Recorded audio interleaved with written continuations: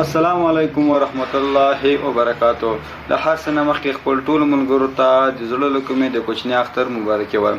خدای پاک دوی کې ستاسو روزې، زکات، تراویح د الله تعالی په دربار کې قبول او منظور وګرځول شي. خدای پاک چې دغه اختر زموږ هېواد کې تلپاتې سولې او امن سبب وګرځي. خپلو هغو سبسکرایبرو خپل پیج فالو ته، همدارنګه خپل فیسبوک فرینډ ته او د واتساپ ملګرو ته د زړه له کومې اختر مبارکي وایم. ملګرو د هغې تر څنګ تاسو ښه زه یو څه اجازت غواړم. تقریبا یو هفته یا شاید 2 هفتې ترمنځ په یوټیوب کې ویډیو اپلوډ نه کوم، ځکه ملګرو یو څه مصروفیت مې مخې ته راغلی، غواړم هغه ترسره کړم. له هغې څخه وروسته که چېرته ژوند او باقي پاتې سو، زه به تاسو ته بیا هم د ټکنالوژي په باره کې خوندوره معلوماتي ویډیوګانې چمتو کوم.